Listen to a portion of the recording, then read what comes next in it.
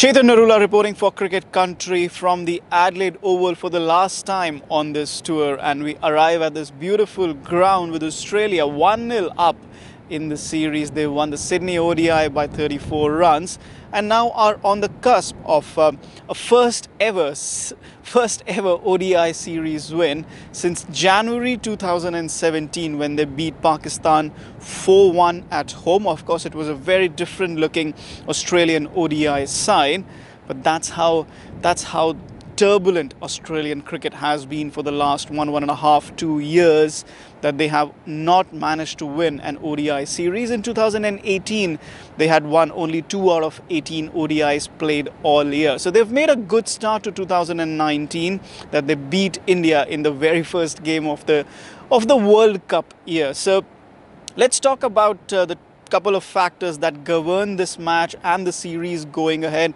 Remember, India are in a must-win position now here at the Adelaide Oval to prevent Australia winning this series. From an Australian perspective, first of all, there's not much to do.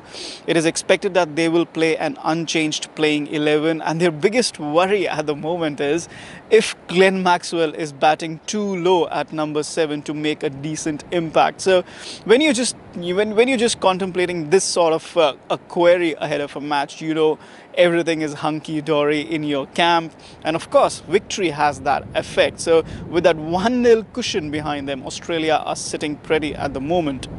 Let's talk about India though, and we saw in the Sydney game that they are really dependent on their top order. And whenever you see such a rare occurrence that 2 out of the top 3 fail, then the responsibility of winning the game, of crossing the finishing line, comes on the middle order. And the middle order for India has been suspect for a while now.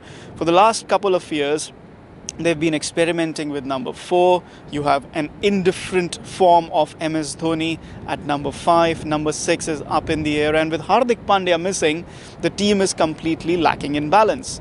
Rohit Sharma added fuel to the fire by saying that Dhoni should be batting at number 4. And, you know, there's a lot of debate going on whether Dhoni should even be part of the ODI side. Let me tell you that the Indian team management is pretty happy with the way he played in Sydney. And, just to douse the flame of all debate, he will be going to the World Cup. As things stand, Dhoni will be part of the World Cup squad. So the real question mark here is the Indian team management using him well?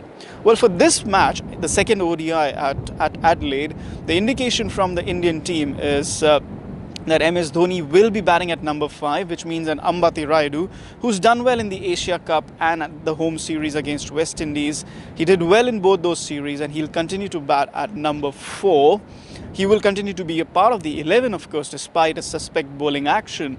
But will India, bowl him again in the match? That is the big question. So keeping that in mind, and sometimes, Virat Kohli likes to play with more than 5 bowling options. So keeping that in mind, India might make just the one change. They might bring in Kedar Jadhav ahead of Dinesh Karthik. Vijay Shankar reached Adelaide late on Monday afternoon, so he might not play the game after a long flight. As it is, India have 3 pacers in their lineup. So, or, they could just decide that, okay, Vijay Shankar has had a good sleep. They might play Vijay Shankar ahead of Dinesh Karthik, and they might bring in extra spinner in Yuzvendra Chahal. So 3 spinners could still be a possibility, but I don't see it happening here. Mohammad Shami and Bhuvneshwar Kumar, the 2 main pacers. Khalil Ahmed had an off day in Sydney, but this Indian team is trying to play their first choice combination as much as possible in the last